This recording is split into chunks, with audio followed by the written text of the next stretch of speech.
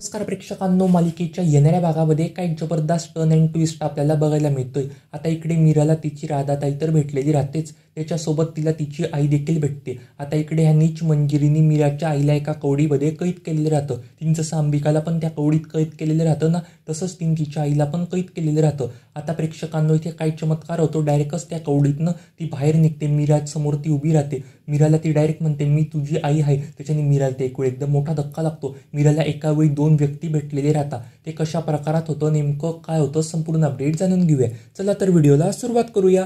आता इकडे आपण पाहतो की मीरा पण त्या जागी उभी राहते जिथे अंबिका कैद राहते. आता मीरा तर रुद्राक्ष समोर दाखवते आणि तिथे डायरेक्टच अंबिका प्रकट होते. त्याच्याने मीराला एक वेळ एकदम मोठा धक्का लागतो. तेवढ्यात अंबिका पण मीराला जे काही सगळं जुनं घडलेलं राहतं ते सगळं सविस्तरपणे समजावून सांगते की मीच तुझी राधाताई आहे. त्याच्याने मीराला अजिबात तिच्या बोलण्यावरती विश्वास पटत नसतो. मीरा बोलते, माझी राधाताई ह्या जगामध्ये नाही, असं होऊ शकत नाही. माझी राधाताई एक आत्मा बनून गेली आहे. तेवढ्यात प्रेक्षकांनो अंबिका पण बोलते, हो हे सगळं झालं ह्याच घरामध्ये, ह्याच ठिकाणी मी मरून गेले होते. मला एकाने मारलं होतं, कोणतरी ना जाळून टाकलं होतं. तेवढ्यात आता मीरा पण बोलते, तुम्हाला तर त्या मायाने मारलं होतं ना. तेवढ्यात अंबिका पण बोलली, नाही, त्याच्यामध्ये अजून कोणतरी एक व्यक्ती सामील होते. प्रेक्षकांनो, इकडे ही नीच मंजिरी ना मीराचा पाठलाग करत त्या जागी आलेली राहते. मंजिरी समोर पाहते तर काय, अंबिका उभी राहते. त्याच्याने मंजिरीला प्रचंड असा धक्का लागतो. मंजिरी म्हणते, मी तर हिला कैद केलं होतं ना, आता मी इकडे ह्या मीराला कैद करायला आले होते, हे सगळं घडलं कसं काय. आता त्या मंजिरीला ते 3 कवडी राहतात, तिला 3 जणांना कैद करायचं राहतं. एका कवडीमध्ये तिने मीराच्या आईला कैद केलेलं राहतं आणि एका कवडीमध्ये अंबिकाला कैद केलेलं राहतं. आता तिसऱ्या कवडीमध्ये तिला मीराला कैद करायचं असतं. पण मीरा कुठे चालली ते बघण्याकरता ती तिचा पाठलाग करत राहते आणि त्याच जागी ती तिला कैद करणार राहते. पण प्रेक्षकांना आता काय देखील एक मस्त असा चमत्कार होताना आपल्याला बघायला मिळतोय. आता पहिल्या कवडीमध्ये तिने जे काही मीराच्या आईला कैद केलेलं राहतं ना, मीराची आई डायरेक्टच त्या कवडीतनं बाहेर जाते आणि डायरेक्ट शिवनाथ पुढे पोचते. आता मीराची आई शिवनाथ पुढे पोचून जे काही सगळं जुनं घडलेलं राहतं ते सांगते. आपल्या दोघी मुलींची भेट घडलेली आहे आणि मला एका बाईने कैद केलं होतं. तिसरी चौथी कोणी बाई नसून ती आपल्या मुलींची सासू आहे. त्या नीच बाईला तुम्ही ती विद्या शिकवली होती ना,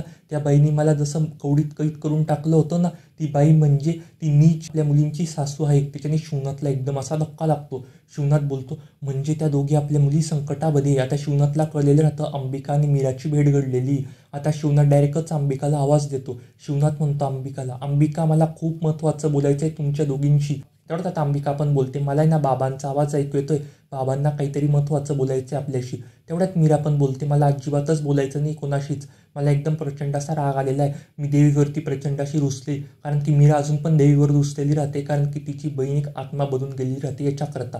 तेवढ्यात आता अंबिका पण म्हणते बाबांना, बाबा मी अजिबातच तयार नाही. तेवढ्यात आता शिवनाथ बोलतो, तू काहीतरी एक करून तिला भेटायला घेऊन ये. आता शिवनाथ पण लपून एका जागी बसलेला राहतो. आता इकडे ही मंजिरी म्हणते, आता ही सगळीला सांगून टाकणार तर नाही ना, कारण ही पण या कैदीतनं मुक्त झालेली. मला काही पण एक होऊन ना शिवनाथला आता संपवलं पाहिजे. आता मंजिरी शिवनाथला संपवायच्या दिशेने निघालेली राहते. पण शिवनाथ एक अशा जागी बसलेला राहतो ना, तिथे फक्त ती जागा मीरालाच माहिती राहते, दुसऱ्या तिसऱ्या कोणालाच माहीत नाही राहत.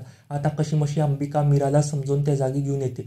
आता डायरेक्टच प्रेक्षकांना शिवनाथ जो काय जुना खुलासा आहे ना तो सगळा करतो. आता शिवनाथ डायरेक्टच सांगतो, ती नीच बाई तुझी सासू तुझ्या जीवावरती उठलेली आहे. सासूनेच तुझ्या आईला कैद करून ठेवलेलं होतं. त्याच्याने मीराला एकदम मोठा धक्का लागतो, कारण की मीराला सगळं जे काय सगळं सत्य आहे ते कळालेलं राहतं. मीराच्या समोर एकदम असं वेगळ्या प्रकारामध्ये सगळं सत्य आलेलं राहतं. एक वेळ ती ह्याच विचारामध्ये पडलेली राहते, माझी राधाताई या जगामध्ये नाही, आणि एक वेळ ती ह्याच विचारात पडलेली राहते, हे सगळं काय घडतंय बरं, हे सगळं काय, म्हणजे ती नीच मंजिरी या सगळ्यामध्ये सामील होती ते आता मीराला कळलेलं असतं. आता डायरेक्टच मीरा एका गावातल्या माणसाला कॉल करते आणि जे काय सगळं जुनं काय घडलं होतं ते विचारते. मंजिरी नावाची व्यक्ती या गावामध्ये आली होती 25 वर्ष आधी.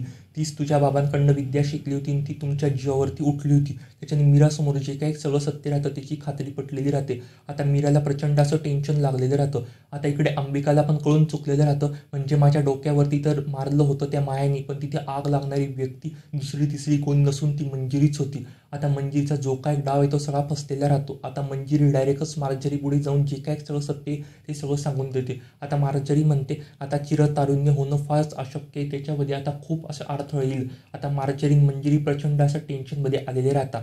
नीच लोकांची चांगलीच हार होताना आपल्याला या मालिकेमध्ये बघायला मिळते. सत्याचा आता फायनली विजय झालेला आहे आणि मीरासमोर जे काही सगळं सत्य ते सगळं आलेलं आहे. आता मीरा डायरेक्टच मायला पण धडा शिकवते आणि त्या तिघांची अशी अविस्मरणीय भेट होते. मालिकेत नेमकं पुढे काय होतं हे पाहणं तर फारच रंजक ठरणार आहे. तुम्हाला हे टर्न अँड ट्विस्ट बघायला आवडेल का नाही ते कमेंट करून सांगायला अजिबातच विसरू नका. आणि तुला जपणारे या मालिकेच्या डेली अपडेट्ससाठी आपल्या चॅनेलला सबस्क्राईब करा. धन्यवाद.